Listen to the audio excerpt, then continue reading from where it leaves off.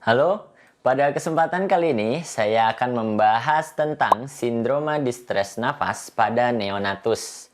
Ya, pada bayi-bayi neonatus itu rentan sekali pada beberapa kondisi mengalami distres pernapasan. Dan gejala-gejalanya juga kita harus bisa nilai dan diagnosa lebih awal agar mendapatkan penata laksanaan yang sesuai. Jadi ada suatu panduan skor yang digunakan untuk menilai bagaimana derajat dari distres nafas itu.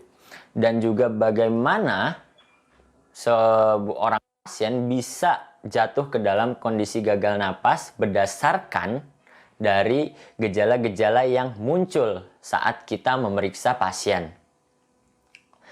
Baiklah, kita bisa lihat di sini tabel down score. Nah, jadi namanya score down yang bisa kita jadikan 5 kriteria penilaiannya.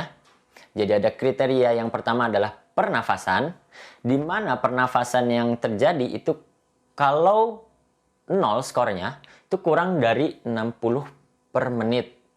1, 60-80 kali per menit, dan 2, itu lebih dari 80 kali per menit. Kemudian kita nilai retraksinya.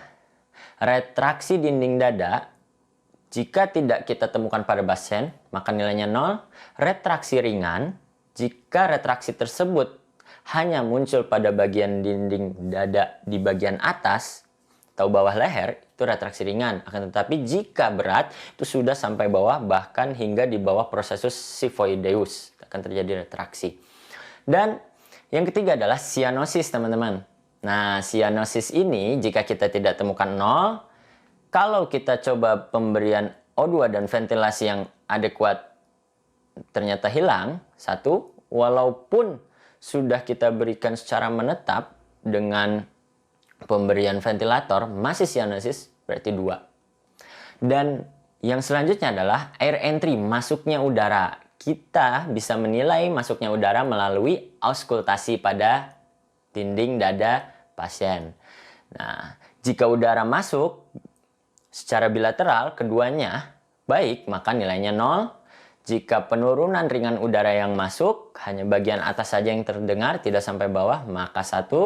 Apabila tidak ada udara masuk atau tidak terdengar, hampir tidak terdengar, itu 2. Yang terakhir adalah merintih. Jika merintih bisa terdengar oleh stetoskop, 1. Apabila merintih dapat didengar tanpa alat stetoskop, maka 2. Kapan kita diagnosis gawat nafas? Jika nilainya 4-6. Kapan kita bilang ini tidak ada gawat nafas? Itu contohnya 1-3. Dan ancaman gagal nafas itu harus kita antisipasi pada pasien-pasien yang lebih dari 7 skornya. Nah, kalau teman-teman sudah bisa tahu apa saja komponen-komponennya, mulai dari pernapasan, retraksi dinding dada, cyanosis, masuknya udara, dan rintihan dari neonatus, maka kita lanjut ke suatu penyakit. Apa saja sih penyakit yang bisa menyebabkan kondisi distres napas? Jadi kondisi distres napas memang ditandai biasanya dengan tachypnea pada bayi baru lahir. Ya, bisa karena TTN atau transient tachypnea of newborn. Yang kedua, sindrom aspirasi mekonium. Yang ketiga, HMD, hyalin membran disease, 4 pneumonia, dan malformasi kongenital. Kita bahas akan fokus lebih ke TTN, sindrom aspirasi, dan HMD.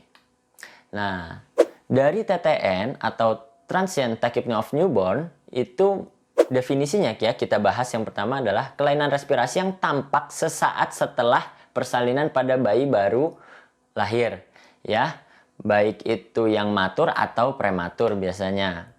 Dan terjadi 1-2 jam pasca lahir, dapat bertahan hingga 24-72 jam.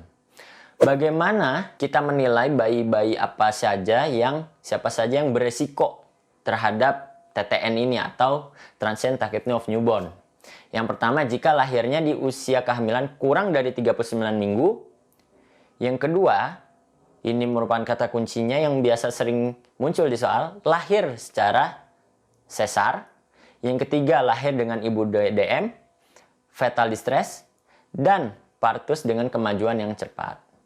TTN ini memang merupakan penyakit yang self-limited, jadi dapat hilang sendiri tanpa harus pengobatan kausatif. Akan tetapi, selama karena self-limited disease, pasien ini harus mendapat oksigenasi yang memadai hingga TTN-nya hilang. Nah, gejalanya kan tadi sudah kita ketahui ya, bahwa sindroma pernapasan itu mulai dari nafas yang cepat, takipnu, kita nilai cyanosisnya, perintihannya, dan retraksi dinding dadanya.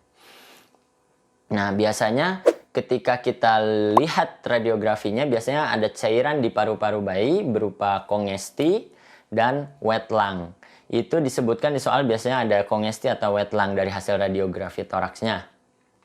Dan tata laksananya memang karena self-limited, kita berikan oksigen dan ventilasi yang memadai. Yang mendasari terjadinya pengumpulan cairan atau kongesti pada paru-paru pada pasien TTN adalah normalnya, jadi pasien dengan lahir normal itu cairan yang ada di paru-paru itu secara mekanik, secara alami akan terperas jika lahirnya normal. Akan terperas sehingga terabsorpsi secara maksimal air-air yang ada di paru. Akan tetapi jika sesar, tidak ada stres mekanik tersebut yang memeras air dari dalam paru-paru. Memerasnya dalam tanda kutip ya teman-teman. Jadi cairan di paru-paru berkumpul, akhirnya pasien mengalami nafas yang cepat untuk mengkompensasi sumbatan yang dikarenakan cairan tersebut. Nah, bagaimana dengan penyakit lain? Apakah ada selain TTN yang dapat menyebabkan distres nafas? Yang memberikan gambaran klinis distres nafas, yaitu kita punya penyakit yang namanya hyalin membran disease. HMD itu kadang menjadi diagnosis banding dari TTN. Akan tetapi penyebabnya sangat jelas berbeda. Kalau TTN karena cairan yang tertahan di paru-paru, yang kita sebut wet lung, dan biasanya terjadi pada pasien-pasien yang lahir dengan SC, sesar. Akan tetapi kalau HMD, biasanya faktor resikonya itu karena bayinya lahir prematur. Ini dikarenakan defisiensi surfaktan HMD ini. Jadi surfaktan itu fungsinya untuk menjaga alveolus atau paru-paru supaya dapat mengembang dan mengempis dengan normal. Dan juga mempertahankan dari kolaps alveolus. Oleh karena itu, jika defisiensi surfaktan terjadi, maka bisa saja parunya menjadi kolaps atau ada gambaran atelektasis. Sehingga pada foto ronsennya, pada HMD ini, X-ray-nya menunjukkan bell-shaped thorax atau small volume pada thoraxnya. Dan apabila TTN menunjukkan volume thorax yang normal, dan justru atau malah meningkat, dan garis perihilar yang prominent. Sebenarnya tata laksana HMD itu dapat dilakukan justru sebelum pasien lahir. Jadi sebelum pasien lahir dengan dugaan akan lahir prematur, maka kita dapat memberikan antenatal kortikosteroid berupa steroid yang diberikan secara intravena sebagai profilaksis, karena steroid ini dapat memberikan atau menginduksi pematangan paru dengan cara memproduksi banyak surfaktan. Baiklah, selain hyalin membran disease, TTN, kita juga punya satu penyakit lagi yang cukup sering keluar di soal UKM PPD, yaitu adalah sindroma aspirasi mekonium. Jadi gejala-gejala yang muncul akibat bayi neonatus itu mengaspirasi mekonium. Nah, kita tahu mekonium seharusnya bisa keluar setelah pasien lahir ya. Akan tetapi pada kata kuncinya adalah pada bayi-bayi postterm atau post-date yang lahir melebihi waktu yang telah ditentukan, itu bayi tersebut muncul dengan warna kulit yang terwarnai oleh mekonium, biasanya kuning hingga kehijauan. Ya, pada bayi tersebut disebabkan karena mekonium yang muncul pada cairan ketuban. Jadi istilahnya tercampur cairan ketuban tersebut dengan mekonium sehingga mewarnai kulit bayi. Nah, dengan kata kunci tersebut, kita dapat memperkirakan bahwa mekonium ini bisa teraspirasi oleh bayi sehingga menimbulkan gejala gangguan pernafasan di mana munculnya 24 jam pasca lahir, teman-teman. Oleh karena itu, kata kunci mulai dari usia kehamilan di mana prematur biasanya terjadi pada HMD, kemudian cara lahirnya itu dengan SC biasanya punya TTN, dan bayi-bayi dengan usia kehamilan yang lebih pada postpartum itu punyanya sindroma aspirasi mekonium. Nah, secara gambaran klinis hampir sama dan akan sulit kita membedakan, akan tetapi dengan anamnesis yang lebih jeli dan kita mengidentifikasi soal dari faktor resiko yang ada, kita dapat menilai apa yang menyebabkan distress napas pada neonatus. Baiklah, demikian penjelasan saya tentang sindroma distress pernafasan pada neonatus. Semoga bermanfaat. Jangan lupa kerjakan soal latihan setelah ini.